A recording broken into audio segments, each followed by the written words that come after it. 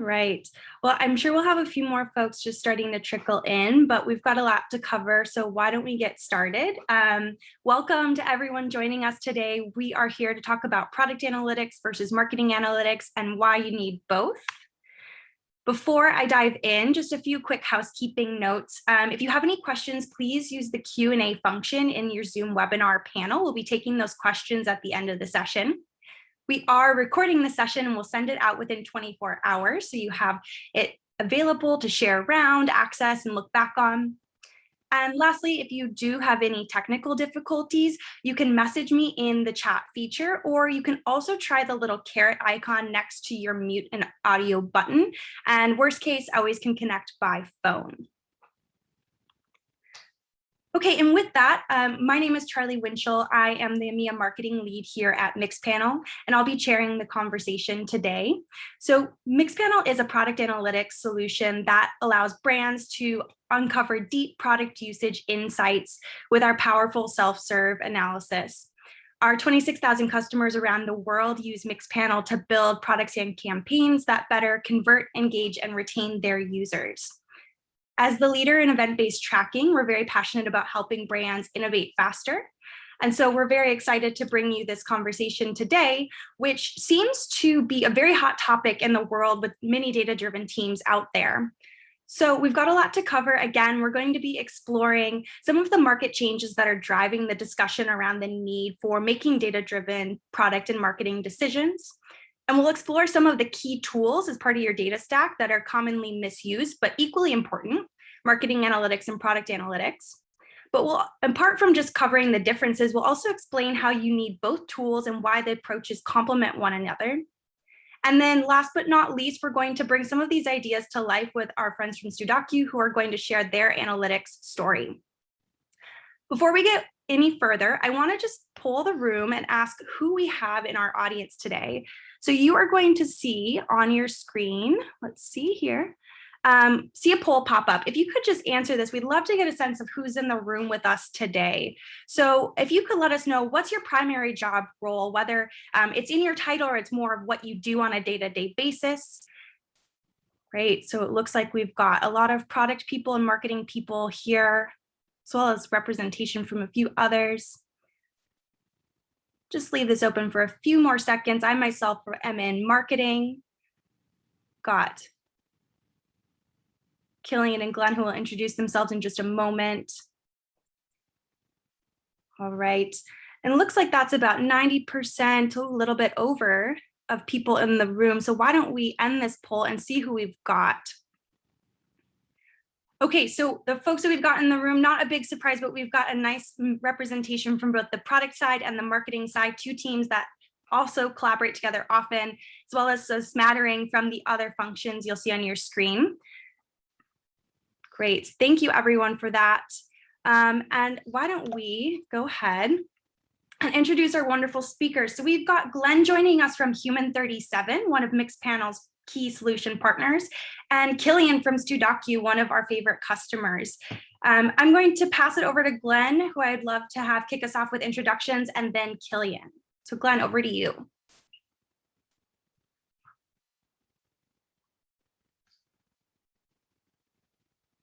Great, and you're on mute, Glenn. Classic. So you should be able to see my screen by now, if all goes well, right? Okay, cool. So good morning, or yeah, for the people in Cape Town, I'm not sure what time you're on, or the people in the other sides of the world, but in my case, good morning, good early noon, let's call it like that. I'm Glenn, I'm the co-founder of Human37. We are a customer data strategy agency, and we help organizations turn data into customer experiences. As you can see, our mission is to build a world where people get the best experiences from brands. And we do that by helping organizations define, design, and implement their marketing technology stack, help you elevate the customer experiences you have through the technologies that you've just implemented. And then last but not least, enable you to operate this independently.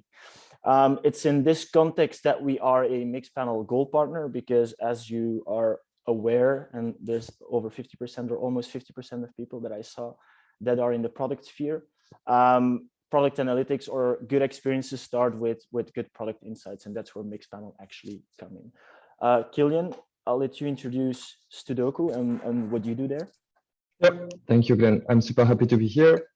I've worked at StuDocu for more than 4 years now, and we build a platform for students to exchange documents so they can excel in life and in their study. We have over 4 million documents, more than 12 million users. We cover more than 11,000 universities. So we do have a lot of traffic, and we've used Mixpanel for many, many years. And you'll see how it's still helping us making a better platform. Thanks for that, Killian. So the topic of today is marketing analytics versus product analytics, and the fact that there's a huge a tendency from both spheres, and then a couple of other things. I've seen there are analysts, there are founders in the room. But what we want to start with is kind of give you a history of the confusion, right? Because the reason why you're most likely here is because you have questions on marketing analytics, or you have questions on product analytics, and you want to know more about what we look at the difference. So I want to start with a very short introduction on what I call the history of confusion on the topic. And I'll give you a heads up. There was already confusion yesterday. Confusion today is actually increasing, but our purpose is to get rid of the confusion as of tomorrow, at least for the people who have attended this, or for the people who are watching this recording later on as of your tomorrow. So a bit on my background to give you the context. The last 7 years I've been working in a marketing agency where the focus was very much on media. Obviously, we were doing a big chunk of marketing analytics there, and I'll explain you a bit later why. It means that I was very deep in products like Google Analytics, everything that is web analytics, everything that is tag management systems, data layers, all of the geeky stuff, let's call it like that. But most of the people I was engaging with at the time were actually marketeers. Now, every once in a while, I would get the question of somebody asking me, my point of contact, hey, Joe at IT deployed a new version of some page where a new feature was added or a button was swapped out, or we have a new form field that was generated. Could you add a couple of events through the GTM to ship it through GA or any other marketing platform, just to make sure that we capture what's going on and if it's working? Now, all of that makes absolute sense, right? Because what they're trying to do, or what Joe is doing in this case, is trying to understand if the changes that he made is driving impact. And a lot of the talk that Killian is going to show you, or a lot of the examples, are actually drilling down into how you can generate those insights. Now, the problem was that in the end, no one ever checked the results. And the reason why that actually happened was because IT was trying to implement product insights through our marketing analytics tools, which was causing a lot of problems. For one, Joe did not have access to the setup. Two, the marketing analytics solution was not providing the insights that Joe needed. And a couple of months later, usually we got the question from that same marketer, like, hey, Glenn, what is this event doing in our tag management setup? What is this data coming in GA? I don't know what it's for. Can you please delete it? And so that's a cycle that would happen again and again and again. So it indicates that from the very start, from those 7 years, there was already confusion between marketing analytics and product analytics. But there was also one thing that was very positive, and that was Joe, being the IT guy, implementing a new feature, was actually focusing on customer experience. And what he was trying to do was understanding how people are using the product that he is generating or creating, and how to improve that further through amendments. Now, whatever research you consult, be it what we call private research from the sector, media sector, technology sector, be it research from consulting companies like Accenture, McKinsey, or real research companies, be it academic research through universities, all of the research will indicate that customer experience is driving business. So the core of happy customers, of having a growing business, is actually customer experience. Now, that's something that Joe was doing very well. Now, I talked about kind of the confusion that I've been seeing for the last 7 years, but what we're seeing today is that the confusion is actually accelerating and exploding and going in all directions. And the reason for that is that something is happening in the marketing industry. If we're very honest, we know that a lot of companies are focusing very much on acquisition, on growth, on trying to get people onboarded on their product, on their service, on their platform. But very few companies, or let's say not enough companies, are trying to focus on driving the best experience once the customer or the user has been onboarded or on that platform. Now, what you see in the world of marketing is that marketing, or the way that marketing activities are being measured, is being put under pressure. Meaning that acquisition as a whole, as an engine for growth, is being put under pressure. And the reason for that is the industry is changing. and privacy has a major influence on the reason or the way that is happening. Everybody knows GDPR. Some people in the US are familiar with CCPA. All over the world, these things are popping up. And the way you see them popping up is in the first place, a couple of years ago, through consent management, through consent banners, meaning that while I was working in the marketing side of the business, we saw that audiences were decreasing drastically, meaning that the ability for marketers to remarket and to have a second chance of getting people onboarded on their product are actually decreasing. Then we saw that ITP was rolled out through WebKit and embedded in Safari, having a huge impact on how cookies were being dropped. Then Apple kind of rebranded as a privacy-centric company, iOS 14 being a major release for them, wreaking havoc in the entire marketing sector. And then we have the whole discussion on cookie apocalypse and the future of measurement in Chrome, for instance. So everything is going kind of all over the place, which forces companies to rethink how they are focusing on customer experience beyond simply acquiring users. Meaning that from our experience, what we see is we see a shift from marketing budgets to, or focus at least, marketing focus and acquisition to actually building better products and actually getting that customer experience at the center again. So the good news is that a lot of companies need to restart focusing on customer experience. They're trying to do that. They're rediscovering what it means to have the customer journey beyond acquisition and actually understanding retention. And it means that they kind of have to ditch the shortcuts that some companies were making. Now, if you say product analytics or product improvement, everything starts with measurement, right? And it means that a lot of companies need to start building the capacity of a product team or the integration of insights into A/B testing into DevOps, which is something that Killian will show you and talk about very hands-on. The challenge there is if your organization is mainly driven through marketing or acquisition, you're using a lot of marketing tools, right? The challenge is a lot of companies don't have any product tools, which means that they don't understand the difference between product analytics, marketing analytics. And it also means what they're trying to do is they know they need to have measurement at the core of their organization in order to improve customer experience, understand how people are using products such as their applications and their websites. The challenge is that they don't understand which type of technology that they need in order to get there. And so what do people do in that case? They go back to what they're familiar with. And who in the organization is already measuring? Well, that's the marketing teams. And what you see is that a lot of organizations trying to understand how products are being used in their organizations are trying to hack their way through marketing analytics tools in order to get that insights. And so a lot of more Joes are coming into the teams, and marketing people are getting a lot of more requests from IT people like Joe asking them, how is my product being used? The challenge is that Joe is not getting the right data because the tool is not facilitating proper insight generation the way it should be done in his context. The result of that is something we call like Mad Max analytics or Frankenstein analytics. I'm a huge fan of these type of movies, so I love the analogy. But it basically means that we're trying to abuse a form of analytics, or we're trying to abuse a tool for a purpose it's not being built for. And so, yes, it's absolutely possible to try to embed event tracking in a tool like Universal Analytics through a TMS. But having that insights at scale and deploying that at scale and surfacing those insights to people like Joe is not going to work in the long term. So you're creating these weird setups that from time to time, some marketer will come back to you and ask, like, Len, what did you do to our TMS? Can you please clean all of that up? And so we're getting these weird constructions because they're simply not made for it. Now, what is my purpose and Killian's purpose today for you guys? First, confirm that yes, user experience is the core of what you should be focusing on going forward.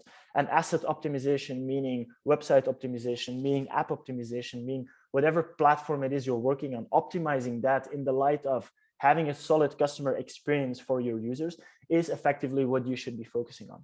So if you're doing that, good work, you're already on the good track. Our job is to make sure that you understand what the difference is between product analytics tools and marketing analytics tools.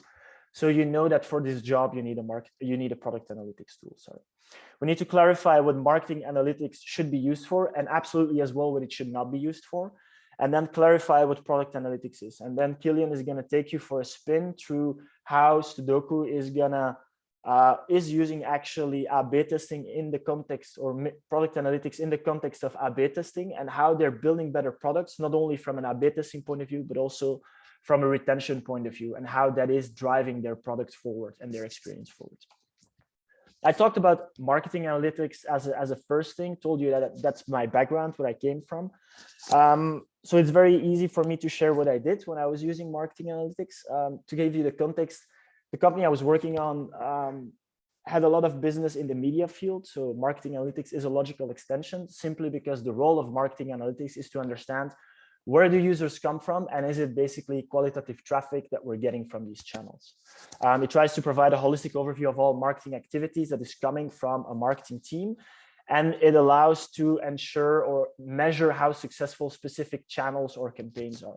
For the people who are familiar with specifically universal analytics, because that's the majority of the market today, you would be familiar with reports such as Source Medium, where we could see how Facebook campaigns are driving traffic, how Google AdWords or Google Ads is driving traffic, and what the result is based on a very simple KPI such as e-commerce conversion rates, or for more content-oriented websites or businesses, what is the time spent on a page, or how many pages did somebody see? Very, very soft KPIs, but an indicator of the quality of the channel we're using in order to direct users and people towards that page or that website. Now, why do you need marketing analytics? I think for the people in marketing, it's fairly self-explanatory. So I'll direct myself a bit more to the people in product who might not be familiar with it. It's basically to have simple and fast monitoring of your KPIs and your aggregate data. What marketing analytics is very handy in, or very helpful in, is to give you an insight on which channels are working well. Are we having an increase in visitors? Are people spending more time on my pages? And which content categories are working a bit better than which other categories? But that's kind of the deepest level of insights that you would get today, except for, are people converting? Are they signing up? Are they buying? Yes or no? It's typically used by traffic managers, marketers, e-commerce managers, or anything in that sphere. In general, the marketing field, because they want to determine the ROI of the money that they spent from media plans, from acquisition strategies, and cross-check that with how much is that traffic generating in terms of first-time acquisition business. Now, I've already mentioned Source Medium reports. There's the whole field of attribution, marketing attribution, where you could have discussions on, would it be last non-direct click? Would it be data-driven attribution? Would it be distributed or equally distributed attribution? Would it be first click attribution? And that's kind of the field where marketing analytics comes in. It tries to understand if your budgets are used effectively. What marketing analytics is not very strong in is to understand what our users actually doing at a very granular level once they hit that website barrier, once they are really engaging very deeply with the core components of your product, with the features, with the buttons, with all of the options that they have in order to make their way through the customer journey and find the info they need and do the action that brought them there to be done. It mainly focuses on the acquisition side of the business. Like I said, marketing sits at the very start of the customer journey, because their job is to figure out who are potential prospects, who are people who have a specific need, how can we reach out to them, how can we make ourselves findable and make sure that we help these people solve their problem that they're trying to solve by bringing them to our application, by bringing them to our website. That's a very specific thing to marketing analytics, and that's the core of what they are analyzing. Now, if we go back and we'll look at product analytics, the core of what product analytics is about is understanding how people are behaving, but also understanding how retention is being fostered, or how is it being facilitated. Why are people coming back? Why are they staying? And immediately product people think of cohorts, think of correlation analysis, think of the people who are here and who use Mixpanel already, use the signal module, understanding how is one action correlated to another. Now, this image for me is very key to understanding the difference, but also the complementarity. Marketing analytics sits, like I said, at the very beginning of the customer journey. Where are visitors coming from? What are they doing once they get here? Are they staying or are they leaving? Which channels are generating the best amount of traffic quality? What is the cost that is linked to a specific acquisition of a user? That's what traffic and acquisition is about. So that's what marketing analytics is about. This is typically operated by marketing people. Then you have engagement and retention, which is very much on the product analytics field, which is what Killian will explain you very much in detail and what his team is very deep involved in. but it's answering questions on what is drop-off happening at a very granular level, or comparing features. How is a feature contributing to stickiness? How is a feature contributing to people signing up? And which actions are actually indicative to people doing a major conversion milestone, or actually abandoning baskets or not completing that stage? That is what product analytics is about. I'm not going to spend too much time on it, but it's kind of the three major questions that product analytics as a whole are able to help you answer. What has happened inside my product and why is it happening? What should I do in terms of next step? Is kind of important because it also means there's a bridge with CRO teams, so conversion rate optimization, A/B testing teams, but also then with product development teams, because all of these tests are actually hypotheses that are being validated. And if they work, so the last question, did it work? It actually determines the backlog or the roadmap for your product moving forward, which is what Killian's team is busy doing with. A very good summary for me, very visual on what the difference is between marketing analytics and product analytics. In the case of Uber, as an example, it would indicate marketing analytics would help you answer the question, what is my CPA, or my cost of acquisition, it's French, coût d'acquisition for Twitter, is the channel that brings me the lowest CPA. But it won't be able to answer you the question on what makes a loyal customer. And that's something that product analytics, and in this case, they use Mixpanel, is able to solve them. They know that if a user conducts or books 3 rides in the first 10 days, that the aha moment, like they call it in product, is being reached, and it converts a user from a prospecting customer, let's call it like that, to a loyal customer, meaning that customer lifetime value goes up the hockey stick curve as of that point, which means that we need to work on making it as easy as possible for people to book those first 3 rides, which again influences the product roadmap. For Indeed, it is understanding how people are booking their jobs. So at least 1 job application in the 4 days out of the first 5, which is something that is showing them who are their power users. That's a segment that they can create based on these actions. They're very granular. Where from an acquisition point of view, the maximum depth that we could get is, well, the average session time for a loyal customer is 8.2 minutes, but it doesn't indicate what they are doing and what we should work on in order to create more power users. How is Mixpanel and product analytics able to provide the insights that marketing analytics tool is not able to? Well, everything starts from the base of measurement.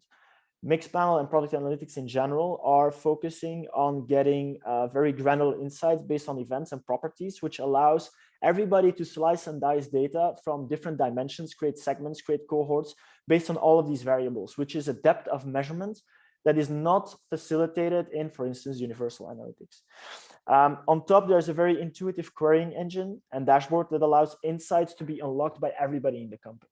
One of the elements that I like very much with product analytics, especially Mixpanel, what they do very well, is actually democratizing insights. There's a whole debate going on in the industry that everybody needs to be data literate and everybody needs to know SQL.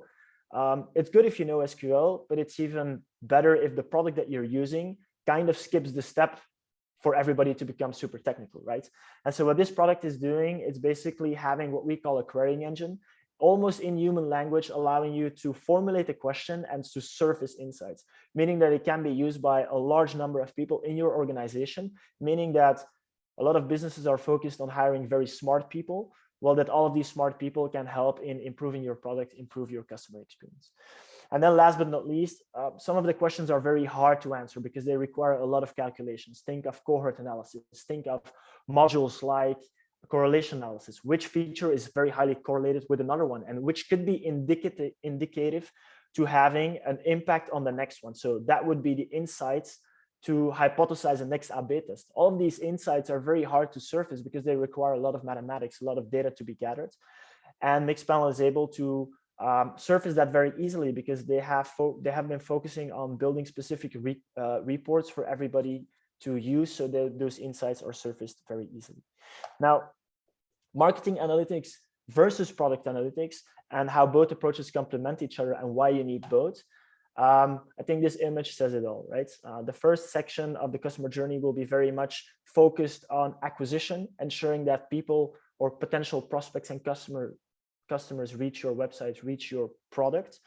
and that happens in a marketing efficient way, where the key term is return on investment, or ROI, meaning that how much do people in a first acquisition spend on our product, and what is the cost that it took us as an organization to bring them there, and optimizing that spend to foster growth. While product analytics is very much focused on the next stage of the customer journey, and that is the customer lifecycle within the product, within the website, and ensuring that engagement and retention goes up. And we do that by a different way of measurement and by visualizing different number of events and data points. Now, do you need both? I think it's fairly self-explanatory that I think yes. Why do we need both tools? As I said, you need both elements. You have both teams that each require their own tool set in order to focus on what they need to focus on and do best. It means that Joe needs a product analytics tool because he wants to understand how his A/B test is actually surfacing or influencing customer onboarding, conversion rates, but also how it is contributing to customer lifetime value and retention as a whole. While somebody from marketing simply needs to understand, well, I need to understand how people sign up and how is this linked to my source medium and how is this linked to my media plan, my marketing plan, and what's the most efficient ROI way of setting all of this up. One solution, I'm not convinced that one solution can replace the other because they're very dedicated field. Otherwise, you would not have two teams running different operations, right? And every team deserves their own tool to focus very deeply in what they need to do best. And it also helps to get sustainable growth because it means that we're focusing one side on acquisition of the users, but also on the other hand, we're focusing on making sure that the customers who have been acquired through marketing have an excellent experience. And that actually improves customer lifetime value, customer experience, and business growth as a whole. What are the effects on people and processes? A question that we get a lot when we have this discussion. I think the main important or the most important one is that we align on KPIs, right? If you talk to marketing people, I've been there, I've been one of them. The focus is very much on the campaign, on the short term, making sure that the CPA is under control, that the ROI is maximized, that we have a number of leads. But it's very rarely on the customer lifetime value as a whole, or how much or how happy are people in that product, and is retention secured, because a sign up is only one transaction. What we're looking for is actually building a decent product or an excellent customer experience, even to make sure that people think that you are the best in class for the problem that they are trying to solve. And every time you're trying to solve that problem, they know that you offer the best experience, so they keep coming back. The relationship with the development team is also something that is secured, I believe, through product analytics, which is very hard to do with marketing analytics. Even though you might be able to surface a fraction of the insights that you would do through product analytics, it's very hard for marketing teams to influence the product roadmap. And if you have a product analytics tool, it means that you can actually pull in the product team to surface their own insights, to contribute to serving the insights, and to actually driving next iterations of the products, because they know how the customer is behaving. And so that means that you're actually recentering your entire organization based on what customers are doing.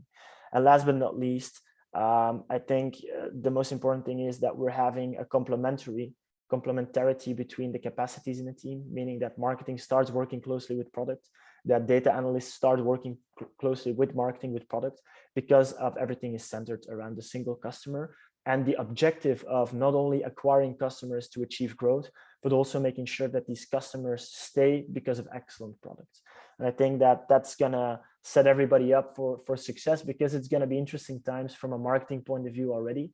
And so I think that clarifying that there's a whole stack specifically dedicated to help people build better products, that's gonna help a lot of organizations. So that's it from my end. I'm gonna hand it over now to Killian, who will take the platform for a spin and show you a couple of actually hands-on examples, which are very cool, that he led at StuDocu. Thank you, Glenn. Can you go to the next slide? I'm specifically going to talk about product analytics and not marketing analytics during that presentation. Just have 2 slides to give a bit of context, and before I dive deep into Mixpanel. So first, product analytics has to be a philosophy. So at StuDocu, it's been part of the culture since the very beginning. And what Glenn said is very correct. If you use the right tool, everybody can be involved, and it's super easy to use. And everybody can find their own usage, actually. You can have your discussions based on user data. You can iterate on your product very safely because you know how users are behaving on your platform. At StuDocu, actually, it's used by all teams. So product managers, they use it to know about the user behavior, to pinpoint the sub-performing funnels and improve the product. Customer service uses it to understand user issues, what this or that user went through and why they are contacting them. Developers are also using them, Mixpanel, to do some bug tracking sometimes, understand also why something is happening. And the marketing team is also using Mixpanel actually to be able to see how campaigns are performing down the funnel, and to be able to compare between organic traffic and Google traffic, for instance. What's very important when using a tool such as Mixpanel is to share information around tracking, so everybody's on board and everybody is able to use the tool. And actually, when you start using product analytics tool, you can you quickly realize that you can go beyond. So it helps with growth, with feature monitoring, with bug tracking, and also A/B testing. Can you go to the next slide, please? So I'm more specifically going to talk about A/B testing, and yeah, this is key at StuDocu. I kept the same 2 lines. It's really a philosophy, and it's part of the culture again since the very beginning. We roll out every single feature through A/B testing, and we can monitor them very, very easily in Mixpanel, and that's what I'm going to show you very soon. A few basic guidelines about A/B testing. You should define a clear tracking plan and share the conventions with your team, so everybody knows which events to use and how they are called. But again, in Mixpanel, it's made super easy because you have some tools with a dictionary of events. You can describe them. It's very convenient and very easy to use. And keep in mind that an A/B test never fails. It's always a learning, so you should never be afraid of running them. Just as a side note, we use a custom implementation at StuDocu. We don't use any websites such as Optimizely, and you'll quickly see why we decided to have a custom implementation. So now I'm going to take over and show you some use cases. So just for a bit of context, I told you StuDocu is a platform where students can share documents. So this is our viewer, and basically documents are put inside courses. In the past, this button was labeled follow, and we wanted to test the different copies. So from follow to add to my courses. And then on your dashboard, when you can find your courses, we change the copy from following to my courses. And even such a simple change, we want to A/B test because we want to see if it has any impact. And that's very easy to monitor in Mixpanel. So what we do at StuDocu is we track every view event, and we also track every user action. So I know that when users see a course, they're going to trigger the event course view. When they follow a course, they're going to trigger the event follow course. And then when they click on that course on the dashboard, they're going to trigger the event called dashboard clicked. Then in Mixpanel, you can track events yourself, but what's very powerful in Mixpanel is that they also are tracked events by default, like which browser is the user using, which OS they are using, which time zone they are in. So you can really dive deep into these things very quickly and automatically. So here I'm gonna say users who clicked on course, and I'm also gonna make sure that users followed the course manually because we have some algorithm running where we automatically follow courses for them. Then you have a few other things here, conversion criteria. So you can do the reports, for instance, for 1 day. So users who perform these 3 events within 1 day, or 30 days, or a session. It's up to you. In that case, I'm going to use 1 day, but you can customize it. And then you can use this to set date. So that's an A/B test that we run in the past. We ran it last year, actually, in February. We ran it between February and May. And what we do at StuDocu is that every A/B test we run, we're going to track it as a new property on the event. So in that case, it was called test follow copy because we changed the copy. So you can see here the two variants. So follow was the control variant. So in Mixpanel, you can also set the control variant like that. And it's computing automatically the statistical significance, which is very important for A/B testing and knowing when an A/B test is basically ripe or easy to or ready to be finished. And here you can look at your funnel. So you can see how many people entered the funnel, how many people took the and how many people took the next actions. So here, what you can see first is that not more users ended up clicking on the button here necessarily, that button that I showed here, but they made the connection way more easily that this was their courses, because you can see that we improved the conversion quite a bit here on the last step. So that's something you can do with Mixpanel. So this is just a copy change, so it's something you could do with an A/B test website such as Optimizely. But we use Mixpanel for custom implementation and Mixpanel because it gives us way more control and it's way more powerful, and you're gonna see that in the next example. So what we also did at StuDocu in the past, in 2020, is experimenting with the recommendation algorithm that we're running to show recommendations to the user, which are here. And this is key for us, for users to discover new content. So I'm going to open a new tab to show you that. So here we're looking at the dashboard. So it's the dashboard view. And then we want to see if users actually click on the recommendations.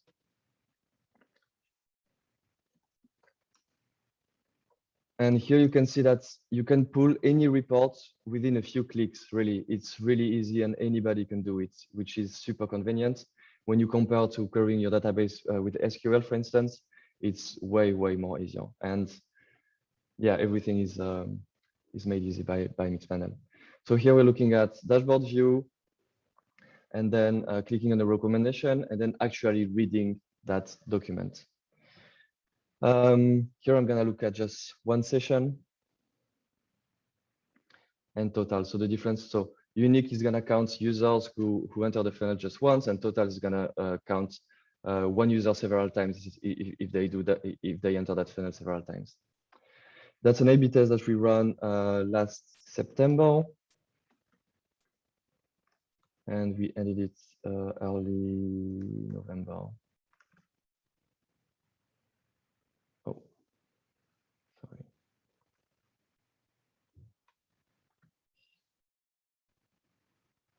And that test was called test dashboard recommendations.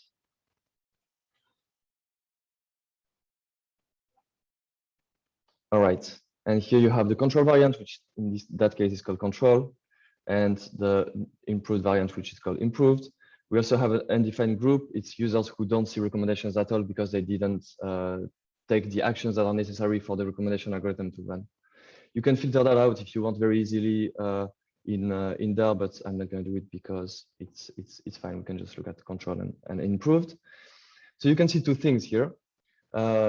First, in the new variant, which is called improved, we managed to improve quite a lot the conversion to clicking on one of these recommendations without decreasing too much the conversion to document read. So overall, the conversion is quite improved, and we use a tool called Effin Amazing that lets us see how much the improvement is. You can also commit it by head, but here I'm going to show you how we do it. So this is the number of people who entered the funnel in the control variant, the number of people who completed the funnel in the control variant, and now in the new variant. 329. So here you see that in a few clicks and with just Mixpanel and that small tool, we managed to see that in the new variant of our A/B test, we managed to improve the funnel by 17%, which is a huge improvement. So that's a big win. And that's basically what we do for every A/B test. And again, remember that if your new variant is not performing better and is performing worse, it's always a learning. And then Mixpanel will help you with digging into the data and understanding why actually your A/B test is not successful. So you will always learn when running A/B tests. A few other things that we use is the Insights tab. And basically you can understand that we managed to improve that conversion because in the improved variant, we're actually showing recommendations to way more people. And you can see that quickly here as well. So I'm gonna look at dashboard views. And I'm gonna make sure that users have recommendations. I'm gonna set the date again. It was from September until November. Remember that A/B tests in our case run on 50% of the users. We have our own backend implementation to assign a random variant. And here you're gonna see that even if it was a 50-50 split,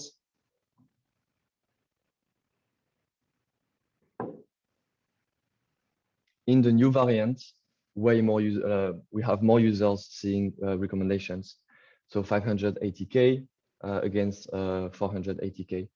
I'm just showing a bit of what you can do with that Insights tab, but you can see again that within a few clicks, you can do a lot of things in Mixpanel. The last thing I want to show you is the retention tool. There are other tools that you can dig in that are also super helpful, but the retention one is also very nice. So you can look at users who saw the dashboard and came back in the next days again to the dashboard. And I'm gonna show you that again for the same A/B test. So that was again this. And something to keep in mind is that now I'm doing all of that manually to show you, but you can very easily save those reports or share the links, and then you can keep them in a safe space to keep looking at them. So as soon as your A/B test is out, you make a few links, a few reports, a few funnels, you paste them somewhere, and then every day, every 2 days, or every week, you go back to see if, how it's behaving. And yeah, that's super helpful. So here you can see dashboard, going to the dashboard and coming back to the dashboard. I'm gonna use again that test. And here you can see the conversion. So you shouldn't, so here in that case, I'm actually gonna filter out people who are not in the test and cannot see recommendations.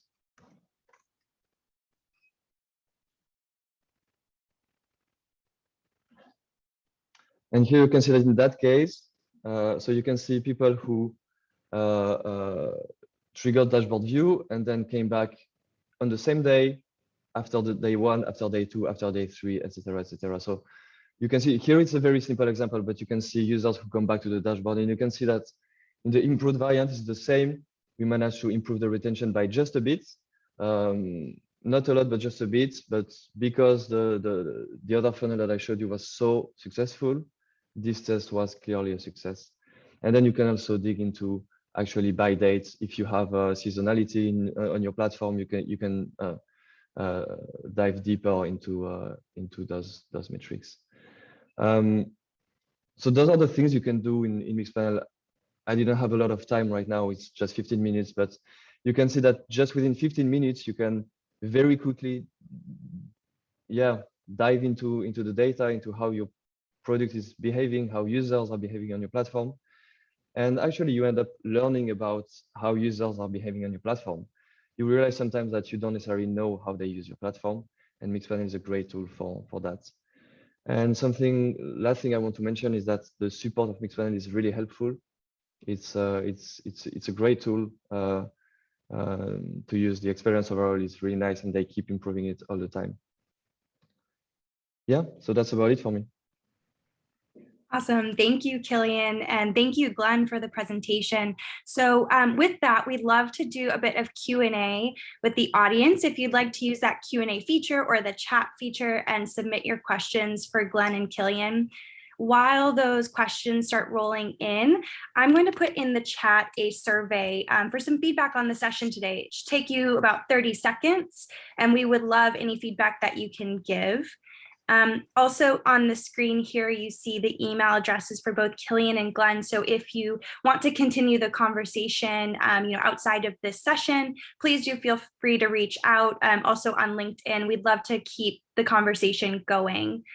So again, use that Q&A feature to start submitting. And the first question that we have from Sandrine is, can it gather data from the past before we had implemented the solution, like heat, for example? So Glenn, I think I'll pose that question to you here. Yeah, because here we at StuDocu we've used Mixpanel since the very beginning, so we've never run into this issue. Yeah, I was trying to unmute actually. I have tested heap in the past, and I know that what they do is, if I'm correct, like some sort of a low code platform or a no code platform where it's a tag and you automatically get some stuff in. With Mixpanel, basically you need to deploy the events, otherwise it's not gonna work. However, I think there is an option to actually hook up previous data as some sort of a dashboarding tool, where if you have data, for instance, from log files, you could hook it up to Mixpanel and use Mixpanel as your dashboarding tool and your QA engine in order to get those insights out in the meantime that you're awaiting a new implementation. I hope that kind of answers your question. Thank you. And Sandrine, if you have any further questions, I will be following up again after this with a recording and my email, and I'd be happy to connect you for further if that, I think it might be a very custom question, so we can answer it directly. We have another question for Killian this time. Can you please elaborate a bit more on your AB custom setup without tools? Do you rely on GA or any other implementation tool?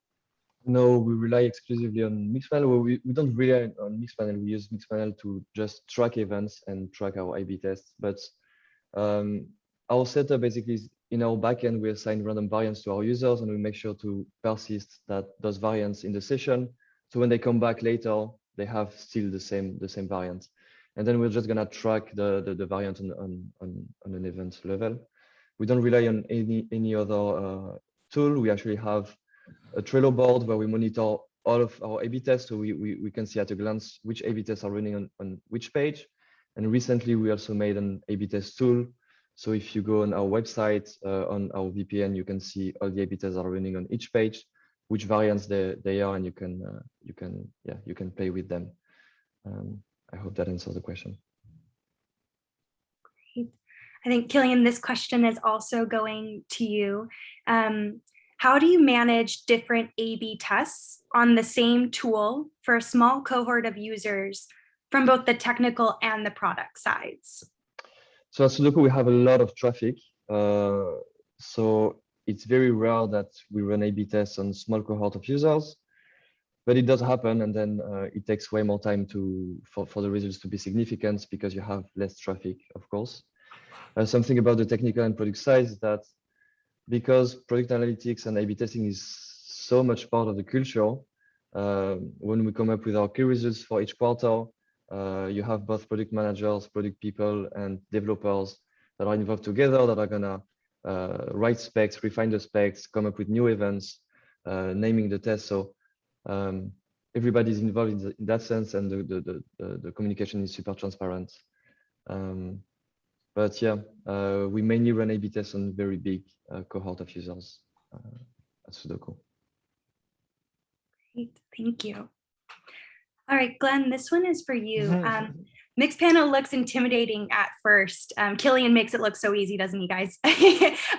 So what basic first steps would you recommend to get started to set up product and marketing analytics? I think having a conversation, if you're looking into different teams, you would have a chat with the marketing team, understanding what's their KPI they're looking at and what are they being evaluated on. And then you have product analytics and understanding from a business point of view, what do you want users to do? What is valuable? What is not valuable? I'm not always in favor of tracking everything. I'm more interested in tracking what is the outcome that you want users to reach. Is it the sign up, completing the sign up, or is it like checking the tiny button that you want them to check? From a product analytics perspective specifically, I think the first step is to have the conversation on having a good understanding, what is the product, what do you want the user to do, what are different entry points, what are the features that a user can use, and how do you look at it from a product point of view, from a product team? How are you building the product? What are you trying to achieve, and what are the insights or the key components you're developing? From there, translate it into a tracking plan and do that incrementally. Don't go for an insane micro tracking plan with 115 events, but start with the core components and start gathering some insights on what you want to achieve. For me, the most important thing is like Killian said, that it becomes part of your culture, because what you want to do is you don't want to have a dead implementation. You don't want to have one good setup that kind of gets forgotten. What you want is to have a setup that actually somebody is constantly analyzing and understanding what is going on, surfacing those insights, thinking of a hypothesis. Well, probably this is going wrong or this is working well.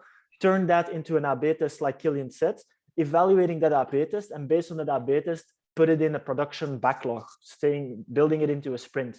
But also very important, making sure that the sprints that you build for development, that you have enough sprint points left to have implementation of Mixpanel and product analytics ready to deploy it on every new feature that you get. Because otherwise you're having this state-of-the-art implementation that you start with, but as your product progresses, then basically you're losing the tracking for those new features, and you're getting blind spots, and you're actually losing the tracking. I think those are the most important elements. So if I can complement on that, to keep track of all your metrics, you have a super powerful dashboard tool as well in Mixpanel that you can use. And second, for the future, so what you said about having a good tracking plan and keep iterating on it and having more events as you introduce more features. As StuDocu, it's quite easy. As soon as we introduce a new feature, in the same spec, we're going to ask the developer to implement the tracking as well.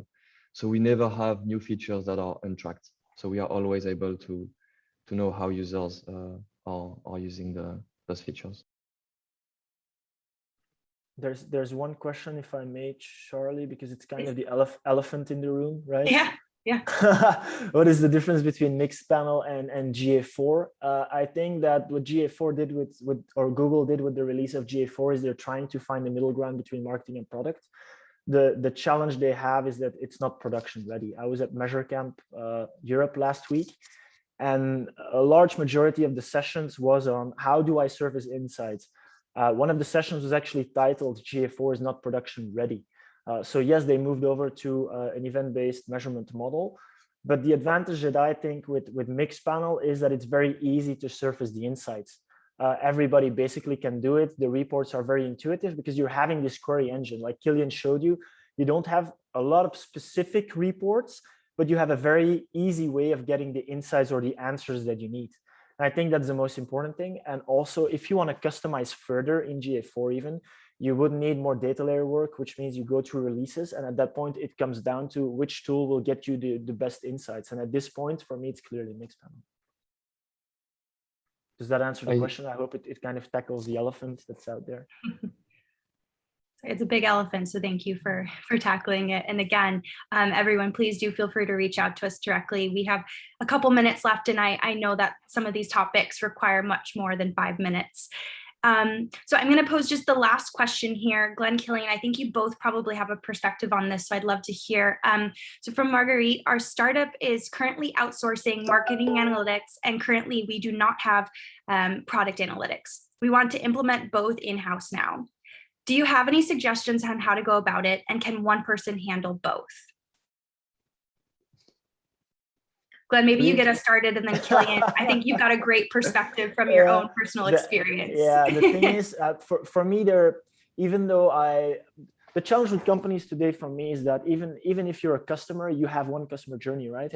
But you're engaging with different departments within your company. And one point it will be sales, one it will be customer support, it will be marketing, it will be product.